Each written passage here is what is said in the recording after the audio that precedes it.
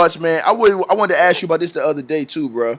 Now, we know how in sports, okay, LVZ, you got a son, right?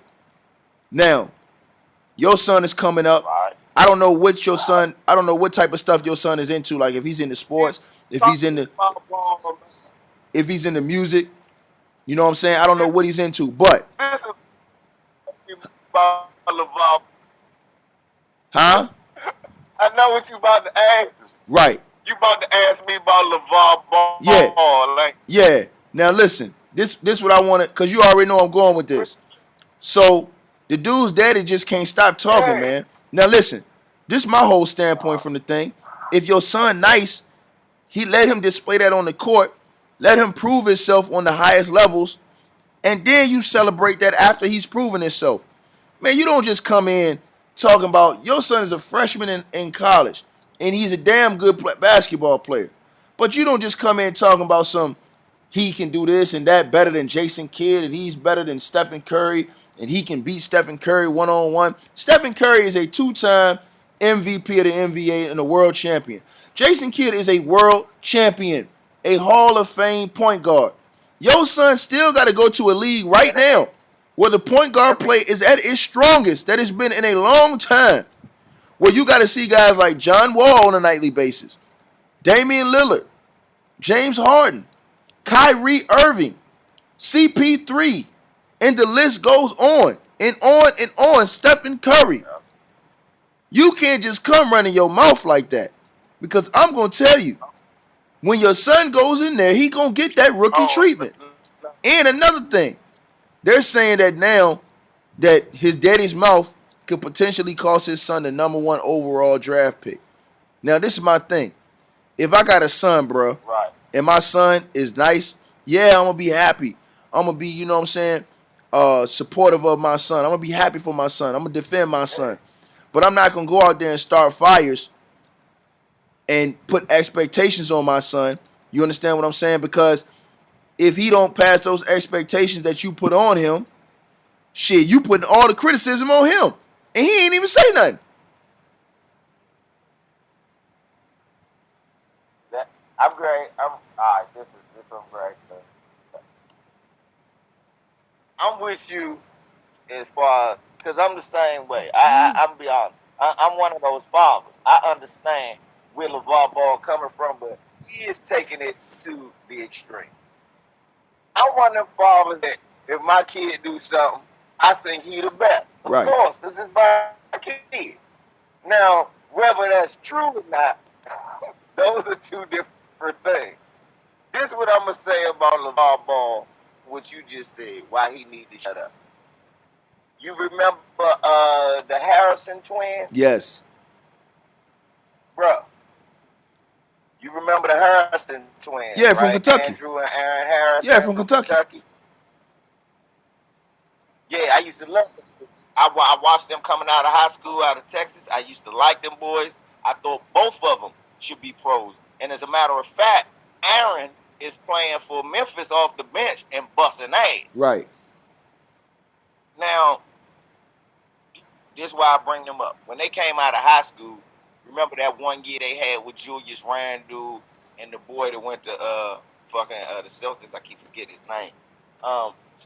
When all of them went to Kentucky and they lost the championship. Yeah. That year, that last game. Yep. And the Harrison twins stayed in college. Now, if they had went the first year, they were projected high lottery pick. Yeah. The next year, neither one of them were drafted. Right. And I went, well, what the fuck happened? They actually took the game up to another level. Mm-hmm. You know Chucky Brown from the Sacramento Kings, me and him was Facebook friends. The NBA player, Chucky Brown. Right. He liked a lot of the writing I was doing and Dr. Walker's doing. So he hit me up and I asked him. I said, hey, Chuck, because he was a scout for the Pelicans. I say, Chuck, why come the Harris twins, nobody will look at them? He said, word is around the league is that their father is a headache. I said, huh? I ain't never seen him. He never said nothing. He never came on TV talking shit like this. Right. I said, so he said, yeah, man. But their father was a black power father. Right. That's why they didn't get in the NBA. That's why they had to take the D League to the NBA. People wouldn't draft him because they was talking about his father. So now you got Lonzo Ball coming out, right? And Ball is a good player. He's a great young freshman. But now let me get basketball on them because if they think I'm just a rapper or a social they must don't know I know my hoops. Exactly. One thing I want to tell y'all about Lonzo Ball, I want to watch his game. He cannot, because of the way that his jumper comes from below his waist and kind of flicks up, mm-hmm. the angle that he shoots at, I want y'all to notice he cannot do a pull-up jumper going to his right hand. So every time he does that crossover dribble to the right, if I know he's going to shoot a jumper because he's going to do that step back. He's going to cross from right back to left and do the step back. If I know that and I don't play every day, what you think John Wall and all them going to do? And they going to expose that shit if your father keep running his mouth. Exactly. And that's all I got to say. But the good thing for Lonzo Ball is you 6'6", you got a big body, so they not going to be able to stop you. There's only a few point guards that's going to really be able to D you up. Because when you think about Kyrie, he don't play no D. You think about a lot of these point guards, they don't play no D. But when you see John Wall, you see Westbrook, and if you see like Eric Bledsoe, you trying to do all of that boot. Look, if you having those flaws in your game where you can't pull up driving to your right, you gotta go straight to the hole, you gonna be turning the ball over left and right. Motherfuckers will be plucking. Absolutely. And that's just it. Absolutely, man. So, like you said, he just,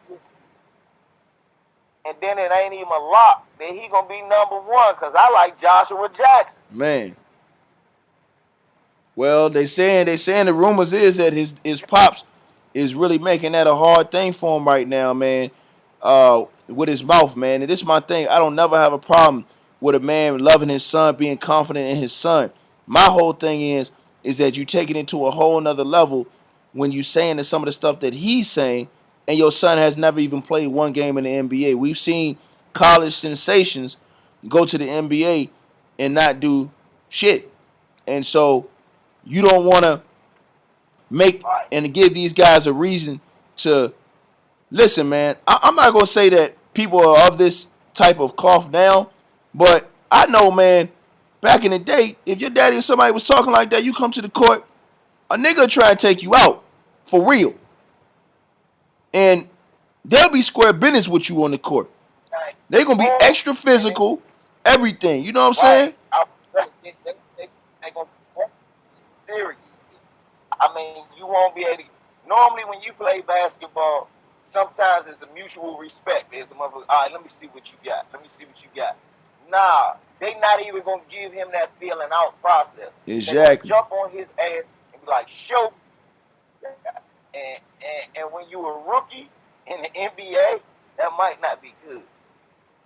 I'm going to be honest. Lonzo Ball is going to be a great player, but I think it's going to take him about to see his peak, to see him reach his peak potential. You won't see that until like year 3 or 4. The same way with Jason Kidd. Hey, look. Jason Kidd was rookie of the year and all of it. Exactly. Yeah. And look, a nigga and them niggas in the league, these grown ass men you talking about, they ain't gonna be thinking about what your daddy gotta say, man. Right. Matter of fact, they'll tell your daddy to shut up. Straight up. Right. Them executives and them people in the league, they ain't trying to hear that, man. They'll run him off. You see? Hey, bro. Listen to Tony Allen. Can you hear Tony Allen listening to that bullshit from his father? That when you said that, the first name came in my head. Yeah, try that shit with Tony Allen. And LBZ, you can relate to this. Look what happened with RG3 and his daddy in Washington. When they kept, all the reports started coming out about his daddy telling him that he needed to become a pocket passer and all this other shit like Peyton Manning. Look when all that shit happened. Then his daddy started catching all that criticism. You know, you out there in the area, so you know what's going on. Yeah, you know it too. You know it too. You know that's what happened when he was here. At first, RG3 could do no wrong as long as his father. Then the next year, his father started talking about, hey man, they should change the offense. And it wasn't even RG3's fault. But right. Because his father opened his mouth, he got all the blame. Damn right. So, yeah, man, you can't have no father. Cause this is another thing the father need to understand. Them motherfucking owners, they the ones that control the media narrative. They the ones with the money. Facts. They all will facts. Leak something about your kid. How the fuck they learn that? Bruh, you ain't never lied, man. Like you said, they control that shit, man. And at the end of the day, when RG3's father, because listen, I'm like this, you got a son, you gonna be proud of your son. Your son out there accomplishing great things. Somebody asks you, you gonna be like, man, I'm proud of my son. He doing his thing. You know what I'm saying? But this is my whole thing. Is when you walk in the building, right, inside of your heart, inside of your mind, you don't fear nobody. You're not afraid of nothing. But at the end of the day, you don't just go out there like that doing that type of shit that they doing, because at the end of the day, you're setting up expectations for your son that if he doesn't meet them, he will receive criticism more than you, because he is your son. He is the one that got to go through that fire. It's not like you going through that fire out there and you got to be on the court out there to go through the shit he got to go through. No, he got to go through it. So you got to also be conscious of that too. You know what I'm saying? That's why I'm always the type of dude, you know, I'll be in the cut.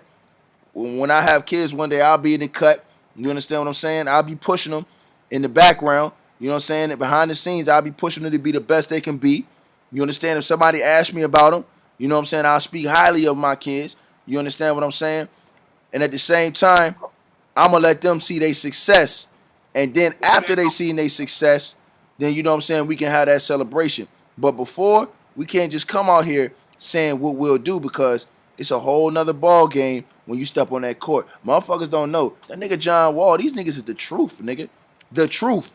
Think about how good John Wall was when he first came in the league, and think about how better he is now that he's been in the league, that he's had experience, and that he's been able to learn the game, change his game, and actually improve his game.